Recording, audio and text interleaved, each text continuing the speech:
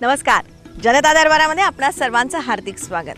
निरनिराळ्या सकारात्मक प्रयत्नांची माहिती आपण जनता दरबारच्या माध्यमातून सर्वांपर्यंत पोहोचवत आहोत आणि हे आमचे जे प्रयत्न आहेत ना त्यांना यश येत आहे.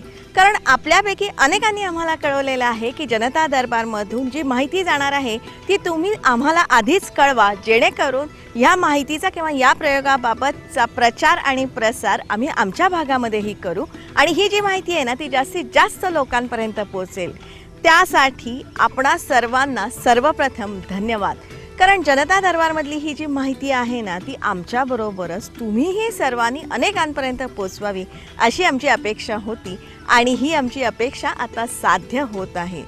थोडक्यात काय जनता दरबारचा उद्देश आहे तो सफल होत आहे. आणि तसं पाहिलं ना तर फेसबुकवरती जनता दरबारचं स्वतंत्र पेज आहे, ते तुम्ही लाईक करा. त्या पेजवरती जनता दरबारबद्दलची सगळी माहिती आपल्याला दिसून येईल. तेव्हा जास्तीत जास्त संख्येने जनता दरबारमध्ये आपण सामील व्हावं.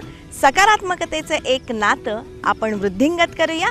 त्यासाठीच जनता दरबार. जनता दरबारमधला आपला आजचा विषय ही खूप चांगला आहे, आपल्या सगळ्यांना आवडेल असाच आहे. मागच्या भागाचं एक्सटेन्शन या भागामध्ये म्हणजेच आदिवासी पर्यटनाविषयीचा आपला हा भाग दुसरा आज आपण बघणार आहोत. त्यासाठी मागच्या भागामध्ये आदिवासी पर्यटनासाठी आपण गेलो होतो अहमदनगर जिल्ह्यातल्या अकोले परिसरामध्ये. त्यासाठी आपण तिथला निसर्ग तर बघितलाच, कंच हिरवाई बघितली, डोंगरदऱ्या तेही बघितलं आपण, भंडारदरा धरण बघितलं, रंधा फॉल्स बघितले, सांदण व्हॅली बघितली, तिथली आदिवासी संस्कृती बघितली, तिथली आदिवासी नृत्य आपण बघितली. त्या नृत्यात आपण सहभागी सुद्धा झालो होतो.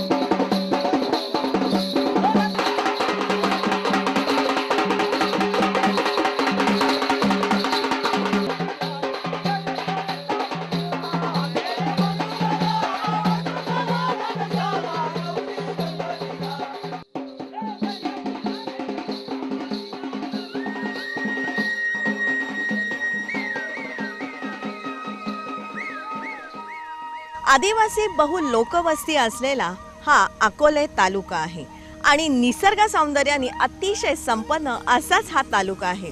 म्हणजे इथे शिवछत्रपतींचे म्हणजे तालुक्यामध्ये बरं का सुमारे 13 ते 14 किल्ले आहेत. भंडारदरा धरण आहे, निळवंडे धरण आहे, प्रवरा नदी आहे, अढळा नदी आहे किंवा आदिवासी लोकसंस्कृती आपल्याला इथे बघायला मिळते. त्यांची नृत्य बघायला मिळतात, त्यांची संस्कृती काय आहे किंवा त्यांचं जेवण, राहणं, खाणं किंवा त्यांची सुंदर घरं आपण बघू शकतो. डोंगरदऱ्या आहेत आणि आशिया खंडातली दुसऱ्या क्रमांकाची खोल दरी ती सुद्धा ह्या भागामध्ये आपण बघू शकतो. अनेक धबधबे आपण इथे बघू शकतो. संपन्न निसर्गाचं द्योतक असलेलं वन्य प्राणी इथले जे आहेत अतिशय संपन्न असंच आहे. अभयारण्य आहेत किंवा इथल्या वनस्पती ज्या आहेत ना त्या सुद्धा बघण्यासारख्या आहेत. थोडक्यात काय, पर्यटनासाठी आवश्यक असणाऱ्या सर्व गोष्टी ह्या भागामध्ये आहेत आणि हेच ध्यानात घेऊन आदिवासी विभागातर्फे ह्या भागामध्ये अनेक योजना राबवण्यात येत आहेत. मला कल्पना सुचली अशी की सापुतारा म्हणून गुजरातमध्ये आहे आणि तो असाच आदिवासी भागातला एक कळवणच्या बाजूला. तर त्या सापुताराला गुजरातमध्ये डेव्हलपमेंट झाली. मग सापुताराला ते गुजरातमधलं एक उत्तम डेस्टिनेशन पर्यटनाचं झालं. किंबहुना त्याच्यापेक्षा अतिशय अनुकूल परिस्थिती ही आपल्याकडे आणि मुंबईपासून अतिशय जवळ, नाशिकपासून जवळ, नगरपासून जवळ माणूस येऊन जाऊ शकतो. मग इथे डेव्हलपमेंट बेसिक झाल्या पाहिजे आणि म्हणून त्या डेव्हलपमेंटमधनं सुधारणा करण्याचं काम केलं आणि छगन भुजबळ साहेब पर्यटन मंत्री त्यांच्याशी चर्चा केली आणि मग त्यातनं संकल्पना त्यांनी दिली की आदिवासी पर्यटन आपण हा विषय घेऊ आणि राज्यातल्या अनेक ठिकाणी करू. म्हणून इथला आदिवासी पर्यटन, नैसर्गिक सृष्टी सौंदर्य म्हणून आम्ही आदिवासी पर्यटनाला सुरुवात केली. आदिवासी पर्यटन ही संकल्पना आदिवासी विकास विभागातर्फे इथे राबवण्यात येत आहे. ज्या योगे इथे अनेक उपक्रम किंवा अभियानही राबवण्यात येत आहेत. त्यामागचा उद्देश एकच आहे की त्या योगे इथलं जे निखळ सौंदर्य आहे ते आपल्या सर्वांना अनुभवता यावं, इथल्या भागाचा विकास व्हावा, इथे रोजगार निर्मिती व्हावी आणि इथली जनता सुखी व्हावी. आदिवासी पर्यटन ही संकल्पना नवीन आपण घेतली. ती कल्पना राबवण्याचं काम केलं सरकारमार्फत. त्यातला साधारण यावर्षी 10 कोटी रुपयाची तरतूद केली. त्याच्यातून ते होईल. याचप्रमाणे चिखलदरा असेल, धारणी असेल, रामटेक असेल, गडचिरोलीला असेल, चंद्रपूरचा असेल, जव्हार मोखाडा असेल, या सगळ्या ठिकाणी पर्यटक येत असतात. त्याच अनुषंगानं ह्या योजनेला प्रचंड निधी पुरवण्यात येत आहे. ही योजना नेमकी काय आहे ते आपण मागच्या भागामध्ये बघितलंच आहे. आता ही योजना यशस्वी करणं हे आपल्या सर्वांच्या हातामध्ये आहे. जितके आपण ह्या भागाला भेट देऊ, इथलं निसर्ग सौंदर्य बघू ना, तितकी ही योजना यशस्वी होईल. त्याच अनुषंगाने जनता दरबारच्या माध्यमातून इथला निसर्ग ठेवा काय आहे, निसर्ग सौंदर्य काय आहे, वास्तू सौंदर्य काय आहे, त्याची सफर आपण करत आहोत. मंडळी, मुळात या अकोले परिसराला देवभूमी असं म्हणतात. का म्हणतात माहितीये? आपल्या सप्तर्षींमधले एक जे ऋषी होते अगस्त्य मुनी, त्या अगस्त्य मुनींच्या वास्तव्यानं पुनीत झालेली ही भूमी आहे. अगस्त्य मुनींच्या अनेक कथा, दंतकथा आपल्याला सांगता येतात. अगस्त्य मुनी हे दक्षिणेत येणारे पहिले आर्य होते. ते दक्षिणेमध्ये येत असताना विंध्य पर्वत त्यांच्या मार्गामध्ये आडवा आला. तेव्हा अगस्त्य मुनींनी विंध्य पर्वताला नतमस्तक व्हायला सांगितलं. तेव्हा विंध्य पर्वत नतमस्तक झालेलाही आहे आणि अगस्त्य मुनींनी विंध्य पर्वताला सांगितलं की मी परत येईपर्यंत तू असाच इथे थांबून राहा, आणि तो तसाच आहे, अशी ही एक दंतकथा आहे. त्याचप्रमाणे रामायणामध्येही अगस्त्य मुनींचा उल्लेख 2-3 वेळा सापडतो. म्हणजे श्रीरामचंद्र वनवासामध्ये निघाल्यानंतर त्यांनी वनवासामध्ये नेमकं कुठे राहावं ह्याचं मार्गदर्शन अगस्त्य मुनींनी केलं होतं. आणि त्यासाठी आज अगस्त्य मुनींचा जो आश्रम आहे ना, त्या आश्रमामध्ये श्रीरामचंद्र, सीतामाई आणि लक्ष्मण तिघही जण तिथे आलेले होते असे उल्लेख आढळतात. यानंतर यांची दोघांची दुसरी भेट अशी झाली की ते सीताहरण जेव्हा झालेलं होतं तेव्हा श्रीरामचंद्रांनी पुन्हा एकदा अगस्त्य मुनींची भेट घेतलेली होती. आणि तेव्हा अगस्त्य मुनींनी श्रीरामचंद्राला अगस्त्य बाण दिलेला होता, ज्या बाणामुळे रावणाचा वध श्रीरामानं केला, अशी ही कथा इथे प्रचलित आहे. पुढे सीतामाईंची सुटका झाल्यानंतर अयोध्येला जात असताना श्रीरामचंद्र पुन्हा एकदा अगस्त्य मुनींच्यासाठी इथे थांबलेले होते. आणि तेव्हा सीतामाईसाठी श्रीरामचंद्रांनी बाण मारून इथे पाणी उत्पन्न किंवा पाताळगंगा निर्माण केलेली होती असाही उल्लेख आहे. आणि ते जे कुंड आहे ते सुद्धा आपण इथे बघू शकतो. इथे आपण एक गुहा बघू शकतो. ही गुहा पार पंचवटीपर्यंत जाते असाही उल्लेख आढळतो. मुळात अगस्त्य ऋषी किंवा अगस्त्य मुनींच्या विषयी एक कथा सांगितली जाते की अगस्त्य मुनींनी समुद्रप्राशन करून एका दैत्याला मारण्यामध्ये देवानं मदत केली होती असाही इतिहास सांगितला जातो. या सर्वांपलीकडे ही कृषी संस्कृतीचे जनक म्हणून अगस्त्य मुनींचा उल्लेख आढळतो. शेतीमध्ये किंवा कृषी कशी करावी या बाबतीतले अनेक प्रयोग अगस्त्य मुनींनी केले होते. पाणी अडवा पाणी जिरवा ह्या संकल्पनेचे जनक अगस्त्य मुनी आहेत असंही म्हणतात. त्याचबरोबर गाईचं दूध मनुष्याला प्यायला योग्य आहे हा प्रयोग अगस्त्य मुनींनी केला होता असंही सांगितलं जातं. आयुर्वेद किंवा अगदी ज्योतिषविद्या सुद्धा अगस्त्यांना अवगत होती किंवा नाडीशास्त्र हे अगस्त्यांनी निर्माण केलेलं आहे असंही म्हणलं जातं. थोडक्यात आपल्या सप्तर्षींमधला अगस्ती मुनी हे अतिशय मोठे ऋषी होते आणि त्यांच्या वास्तव्यानं पावन झालेली अशीच ही सगळी भूमी आहे. याचे अनेक दाखले आपण इथे बघू शकतो. अशा या थोर विभूतीच्या वास्तव्यानी पुनीत झालेला हा अकोले विभाग. या भागामध्ये प्राचीन मंदिरही खूप आहेत, त्यांनाही आज आपण भेट देणार आहोत. आणि त्यासाठी आपण जाणार आहोत रतनगडाच्या पायथ्याशी असणाऱ्या रतनवाडी ह्या गावाला. रतनगडाचं वैशिष्ट्य म्हणजे ह्या गडावरती प्रवरा नदीचा उगम झालेला आहे. प्रवरा नदीला अमृतवाहिनी असंही म्हणतात आणि ह्या नदीची अनेक वैशिष्ट्ये आहेत. त्यातलं सगळ्यात महत्त्वाचं वैशिष्ट्य म्हणजे त्याच्यावर अनेक ठिकाणी धरणं तर बांधलेली आहेतच, पण ह्याच नदीच्या तीरावरती अमृतेश्वराचं एक सुंदर प्राचीन मंदिर आहे. हे मंदिर शिलाहार राजांच्या कालखंडात बांधण्यात आलेलं आहे. इसवी सन 900 सालातलं हे असावं असं म्हणतात. हे पूर्णपणे दगडी मंदिर आहे. याची स्थापत्य शैली बघितली तर ती हेमाडपंथी आहे. हे शिवमंदिर आहे. झांज राजानं जी 12 शिवमंदिरं बांधली होती त्यातलं हे एक शिवमंदिर आहे. अतिशय जागृत असंच हे देवस्थान आहे. या मंदिराच्या दर्शनी भागामध्ये गाभारा आहे आणि याचा सभामंडप मागच्या बाजूला आहे.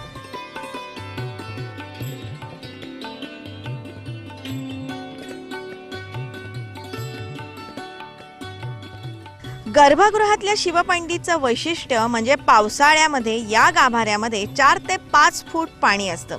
पिंडी पाण्याखाली असते. हे पाणी कुठून येतं ह्याविषयी काहीही माहिती नाही, पण ही प्रवरा नदी शिवपिंडीला जलाभिषेक करते अशी इथली समजूत आहे. मंदिरामध्ये सर्वत्र देवदेवतांच्या मूर्ती आहेत. अतिशय प्रसन्न भव्य शिल्पाकृतींनी सजलेलं आणि अतिशय जागृत असंच हे अमृतेश्वराचं मंदिर.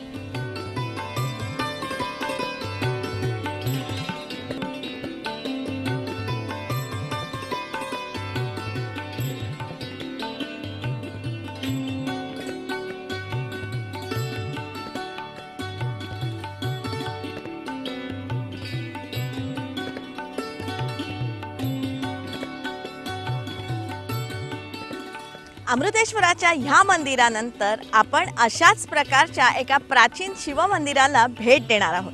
त्याचं नाव आहे सिद्धेश्वर मंदिर. अतिशय प्राचीन असंच हे शिवमंदिर आहे. प्रवरा नदीच्याच काठावरती हे मंदिर होतं, पण कालौघामध्ये ते गडप झालं. 1780 साली एका शेतकऱ्याला जमिनीत गाडलेला कळस दिसला. मग तिथे उत्खनन करण्यात आलं आणि हे भव्य मंदिर सापडलं. ह्या मंदिराचं अमृतेश्वर मंदिराशी खूप साधर्म्य आहे. धर्मसंकेतानुसार हे मंदिर अष्टकोनी आहे. पूर्वेस नंदी आहे, पुढे गर्भगार आहे, त्यात भव्य शिवपिंडी आहे. या मंदिरातही दर्शनी भागामध्ये गाभारा आहे आणि मागच्या बाजूला सभामंडप आहे. एकाच शिल्पवेत्याकडून ह्या मंदिरांचा आराखडा केला असावा.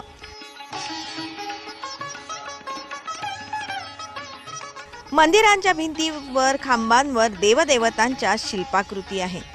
ह्या मूर्तींकडे बघून त्या दगडाच्या आहेत की मेणाच्या आहेत असा संभ्रम आपल्याला निर्माण होऊ शकतो. अतिशय सुबक सुंदर देखण्या अशाच ह्या मूर्ती आहेत. एक अजोड शिल्पकलेचा नमुना आपण इथे बघितला. मंडळी, आणि या शिवपिंडीचंही एक आगळं वेगळं वैशिष्ट्य आहे. ते असं की श्रावण महिन्यामध्ये ह्या शिवपिंडीमधून शंखध्वनी ऐकायला येतो आणि तो बराच काळ ऐकायला येतो आणि शंखध्वनी ऐकलेले अनेक जण आपल्याला ह्या भागामध्ये भेटत असतात.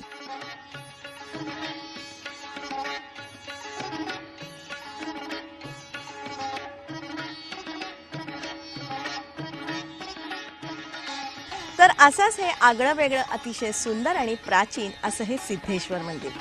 हे सगळं आपल्याला बघायचं असेल ना तर भंडारदरा हा केंद्रबिंदू आपण धरायला पाहिजे. म्हणजेच अहमदनगर जिल्ह्यातला अकोले भागातलं हे जे भंडारदरा आहे, इथे आपण 3-4 दिवसाचा मुक्काम ठेवायचा आणि मग ह्या सगळ्या गोष्टी आपण इथे बघू शकतो. या भागाची अनेक वैशिष्ट्ये आहेत. त्यातलंच एक महत्त्वाचं वैशिष्ट्य म्हणजे असं की जून महिन्यामध्ये पहिला पाऊस इथे पडून गेल्यानंतर ह्या भागामध्ये काजवा महोत्सव साजरा केला जातो. तो अशासाठी की भंडारदराच्या भोवतालच्या ज्या डोंगर दऱ्या आहेत ना, त्या दऱ्यांमध्ये रात्रीच्या वेळेला असंख्य काजवे लुकलुकत असतात आणि संपूर्ण ती दरी प्रकाशमान झालेली असते आणि हे दृश्य टिपण्यासाठी काजवा महोत्सव साजरा केला जातो. त्या ठिकाणी काजवा महोत्सव म्हटल्यानंतर बाकीच्या नृत्यापेक्षा त्या ठिकाणी इतकं मोहक दृश्य असतं. प्रत्येक झाडांच्या जवळ गेल्यानंतर पर्यटक कमीत कमी 2 तास त्या ठिकाणून हलत नाही. या काजव्या महोत्सवामध्ये ज्यावेळेस आपण पाहतो की काजव्याचं जे आयुष्य आहे हे साधारणपणे आपण जर पाहिलं तर 15 आठवड्याचं आयुष्य काजव्याचं. आणि त्या काजव्याचं म्हणजे पाऊस सुरुवातीचा एक पाऊस होतो, या पावसामध्ये त्यांची उत्पत्ती सुरू होते आणि प्रजननाची सुरुवात होते. या प्रजनन आणि उत्पत्तीच्या काळामध्ये ज्यावेळेस हे जे काही काजवं असतील, हे काजवं झाडांवरती काही विशिष्ट झाडं आहेत या ठिकाणची, करंज असेल, बेडा असेल, हे जे काही झाडं आहेत आणि त्यानंतर करवंद असतील, जे प्रामुख्याने करवंदाच्या जाळ्या म्हणतो आम्ही, करवंदाच्या जाळ्या ज्या असतात त्याच्यावरती असेल, या सगळ्या झाडांवरती हे जे काही काजवे असतात हे त्या ठिकाणी त्यांचे रात्रीच्या वेळेस हे लुकलुकत असतात. ते पूर्णच्या पूर्ण झाड जे झाड म्हणण्यापेक्षा जी काही व्हॅली आहे ती लुकलुकणं जे आहे ते त्या ठिकाणी चालत असतं. मंडळी, ह्या अकोले भागामध्ये अनेक अभयारण्ये आहेत. तिथे आपण बिबट्यांपासून अनेक पशुपक्षी बघू शकतो. तसंच ह्या भागामध्ये जवळपास 14 ते 15 निरनिराळे किल्ले आपण बघू शकतो. किंवा आपलं महाराष्ट्रातलं सह्याद्रीतलं सर्वात उंच जे शिखर आहे कळसुबाई, ते सुद्धा आपण ह्या भागामध्ये बघू शकतो. आणि किल्ले म्हणाल ना तर त्यामध्ये अलंगड आहे, मदनगड आहे, पाबरगड, आडगड, औंढा, कलाड, कुंजर, भैरव ह्या गडांबरोबरच आध्यात्मिक पीठ म्हणून सर्वदूर कीर्ती पसरलेला हरिश्चंद्रगड आहे. शिवछत्रपतींच्या पदस्पर्शानं पावन झालेला पट्टा किल्ला किंवा विश्रामगड आहे. या सगळ्या किल्ल्यांची सफर आपण एखाद्या भागात नक्कीच करणार आहोत. ह्या भागामध्ये अनेक धबधबे सुद्धा आहेत. त्यातलाच हा नेकलेस फॉल, एखाद्या नेकलेस सारखं हे पाणी इथे खळाळत असतं. मंडळी, आपल्याच राज्यात आपल्या अहमदनगर जिल्ह्यामध्ये अकोले परिसरामध्ये इतका वैविध्यपूर्ण निसर्ग आहे, तो आपण बघायलाच पाहिजे, त्याची अनुभूती आपण घ्यायलाच पाहिजे. आपण जर का वारंवार इथे येत राहिलो तर ह्या भागाचा विकास होईल, इथे रोजगार निर्मिती होईल, इथल्या पर्यटनाला चालना मिळेल. आणि म्हणून त्याच्यात भंडारदऱ्याचं जे धरण आहे ब्रिटिश काळात बांधलं, त्याच्या परिसरातल्या ग्राउंड जो सगळा रस्ता आहे तो रस्त्याचं आपण तयार केला. अमृतेश्वराचं उत्तम प्रकारचं मंदिर तिथे होतं, तिथलं सुशोभीकरण आपण त्याचप्रमाणे केलेलं आहे. एक सामरजजवळ सांदड म्हणून एक नैसर्गिक अशी दरी आहे, ती जरी व्हर्जिन फॉरेस्ट त्याला म्हणतात आणि आशिया खंडातलं 2 नंबरचं व्हर्जिन फॉरेस्ट आहे. तिथे जातासुद्धा येत नाही, म्हणून तिथलं ते लोकांना फार मोठं आकर्षण केंद्र आहे. ते झालेलं आहे. कोकण कडावरनं खाली कोकण दिसतंय, ठाणे जिल्हा दिसतोय आणि घाटघरसारखं रम्य ठिकाण आहे आणि म्हणून याच ठिकाणच्या विकासाच्या चालना दिल्या. आमच्या गावामध्ये येण्याचा उद्देश असं आहे का आमची जे पोरं किंवा माणसं जे आहेत यांना रोजगार उपलब्ध होईल त्यांच्यापासून. कारण इथं आमच्याकडं फक्त एकच पीक असते पावसाळी पाण्यावर, भात सोडून आमच्याकडे दुसरं काही उत्पन्न नाही. आणि मग साहेबांनी जी ही योजना आखली हे आम्हाला नेहमी म्हणजे आमचं काहीतरी उत्पन्न वाढेल. तर तुम्ही आमच्याकडे यावं, कारण आमची सांदन दरी जर म्हणला तर जगातल्या 2 नंबरची दरी आहे आणि ती अशी एकदम बघण्यासाठी उत्कृष्ट असेल, तर ती बघायला यावंच असं आम्हाला सर्वांना वाटते. कारण अशी दरी कुठेच नाही आणि पूर्ण नॅचरल म्हणजे सर्व आहे. अजून तिथे काय असं बांधलं वगैरे काही नाही, टोटल नॅचरलच आहे. तर ते आतमध्ये जर गेलं ना तर तुम्ही जर समोर जर गेलं तर आणखीन आत जाऊशी वाटतो. तर 1.5-2 किलोमीटर अंतर तोडायचं म्हटलं तर मध्ये 1-2 ठिकाणी पाणी असतं, ते पाणीमधून स्विंग करून त्या साईडला जावं लागतं. त्यानंतर पलीकडे म्हणजे आतमध्ये मोठमोठ्याला दगड वगैरे पडलेले आहेत, म्हणजे असे खूप मोठमोठ्या दगडी बघायला भेटतात तिथे. हो, छान आहे. हो, ट्रेकिंगवाले जे येतात ना ते पूर्ण वळसा घालूनच येतात, करोली घाटाने वरती यायचं असं. आम्हाला इथे टपऱ्या दिलेल्या आहेत की गाईड्स लोकांना प्रशिक्षण दिलेले आहे. टेन दिले आहेत ती म्हणजे गाईड्स लोकांना त्यांच्या राहण्याची सोय. आम्हाला त्यांनी वन्यजीवाविषयी माहिती दिलेली, परत त्यानंतर पर्यटनाविषयी माहिती, म्हणजे बऱ्याचशा माहिती आम्हाला त्यांनी दिल्या जातात. म्हणजे पर्यटकांची व्यवस्था कशी करणे, त्यांना जेवण वगैरे सर्व राहण्याची सोय. त्यानंतर ते इथं त्यांनी टॉयलेट वगैरे सर्व ठेवलेले. त्यानंतर टेन सर्व्हिस पण आम्ही देतो, म्हणजे सर्व आम्हाला त्यांनी प्रशिक्षित केलेले, आयडेंटिटी वगैरे दिलेले, टी-शर्ट वगैरे सर्व असे वाटलेले तिथे. त्यानंतर इथे राहण्यासाठी म्हणजे जे टेन बांधायचे त्यांच्यासाठी म्हणजे ओटे वगैरे बांधून दिलेले, म्हणजे असे वन्यजीवांनी आमच्यासाठी बरेचसे काही केलेले आहे. तर त्याचा फायदा आम्ही घेतला पाहिजे सर्वांनी. कारण सर्वांनीच गाईड वगैरे केलं किंवा बाकीचं हॉटेल वगैरे केले तर सर्वांचा फायदा होऊ शकतो आणि त्याच्यात सर्वांना रोजगार भेटू शकतो असं त्यांचं मत आहे आणि ते होऊ शकतं. आणि मला वाटतं की या सगळ्या आदिवासी विकासाचे प्रयत्न आहेत, त्याच्यातनं तो माणूस स्वाभिमानी आणि स्वयंभू होईल आणि आत्मविश्वासाचा माणूस निर्माण होईल. आणि हे झाड घडलेलं मला दिसतंय. कोणचं हॉटेल आहे किंवा असं कोणी भजी वगैरे कोणी काय असं जे काही बनवतात म्हणजे त्यांना त्याचं ते म्हणजे कमीत कमी 500-600 रुपये रोजगार त्यांना भेटून जातो घेण्यासाठी म्हणजे. आणि त्यानंतर गाईड वगैरे तिथले म्हणजे त्यांना पण त्यांचा रोजगार भेटत असतो म्हणजे हप्त्याला त्यांचा रोजगार वगैरे चालू केलेला आहे सर्व. साधारण त्यांना तरी 400-500 रुपये रोज सुटून जातो त्यांचं पण. हो. आणि हॉटेलचं म्हणजे जे आहे जे काय टपरे वगैरे टाकला त्यांना 1000 ते 500 रुपये रेंजमध्ये सर्व असं भेटतं हो दिवसाला. आणि त्यासाठीच आदिवासी विभागाच्या ह्या सगळ्या प्रयत्नांना आपण हातभार लावायला पाहिजे. साधारणतः या भागात नैसर्गिक सौंदर्य मोठ्या प्रमाणावर आहे आणि पर्यटक येत असतात. परंतु या पर्यटकाचं सध्या पर्यटन हा व्यवसाय आहे आणि या व्यवसायाचं आदिवासी माणसांना उत्पन्नाचं साधन मिळालं पाहिजे, त्यांना त्याच्यातनं रोजगार मिळाला पाहिजे आणि पर्यटकांना देखील त्यांच्या सुखसोयी आणि सवलती किंवा त्यांना राहण्याचं निवासाचं स्थान मिळालं पाहिजे.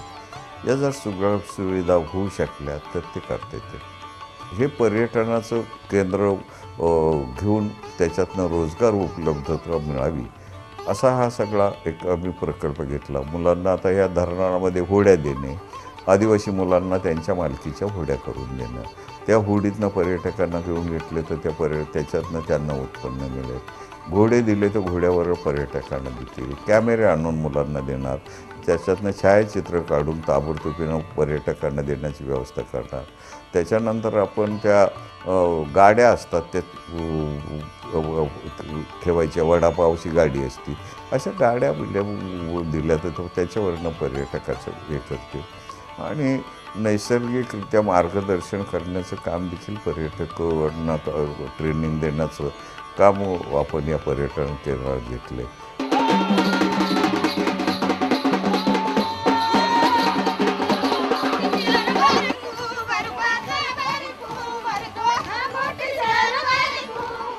चला तर मंडळी, झटपट आपल्या बॅगा पॅक करा, आपल्या मित्रमंडळींना जमवा आणि चला भटकायला अकोले परिसरामध्ये. इथे पोहोचणं सुद्धा अतिशय सोपं आहे. म्हणजे मुंबईहून नाशिक मार्गे तुम्ही या अकोले परिसरामध्ये येऊ शकता किंवा पुण्याहून जर का जायचं असेल तर अहमदनगर जिल्ह्यामध्ये भंडारदराला जा किंवा संगमनेर मार्गे सुद्धा आपण या अकोले विभागामध्ये येऊ शकतो. मंडळी, या अकोले विभागाची अनेक वैशिष्ट्ये आहेत. त्यातलं महत्त्वाचं वैशिष्ट्य म्हणजे इथला खवा अतिशय उत्तम असतो, त्यामुळे इथले पेढे A1 असतात किंवा इथलं तूपसुद्धा खूप छान असतं. आणि आदिवासी जेवणाचं म्हणाल तर आदिवासी जेवणाची झणझणीत थाळी इथे तयार असते. तेव्हा लवकरात लवकर आपण ह्या भागाला भेट द्यावी अशीच आमची इच्छा आहे. त्यासाठी लवकरात लवकर तुम्ही संपर्कही साधा आणि त्याच अनुषंगाने आपला हा आजचा भाग आपल्याला कसा वाटला ते तुम्ही लवकरात लवकर आम्हाला कळवा. त्यासाठी आमचा ईमेल ID आहे janatadarbar@yahoo.in. या आमच्या ईमेल ID वरती आपल्या सूचना असतील, विचार असतील, मनोगत असतील, अभिप्राय असतील ते तुम्ही लवकरात लवकर आमच्यापर्यंत पोचवा. किंवा तुमच्या भागामध्ये अशा प्रकारचे कुठे सकारात्मक प्रयोग झाले असतील किंवा असा सुंदर निसर्ग असेल तर तेही तुम्ही लवकरात लवकर आमच्यापर्यंत पोचवा. लक्षात ठेवा, चांगल्यातून नेहमीच चांगलंच घडतं ह्या विचारांनी प्रेरित झालेला हा आपला कार्यक्रम. जनता दरबारचं एक स्वतंत्र पेज फेसबुकवरती आहे, तेही तुम्ही लवकरात लवकर लाईक करा, जेणेकरून जनता दरबारमधल्या सर्व घडामोडी आपल्याला सहजपणे समजतील. त्यासाठीच दर सोमवारी रात्री 10 वाजता सह्याद्री वाहिनीवरून जनता दरबारमध्ये आपण भेटतच असतो. दर शुक्रवारी सकाळी 8 वाजता पुन्हा प्रक्षेपणामधून जनता दरबारमधून आपण सह्याद्री वाहिनीवरती भेटतच असतो. जास्तीत जास्त संख्येने जनता दरबारमध्ये आपण सामील व्हा. त्यासाठीच तुमचा आमचा सर्वांचा जनता दरबार.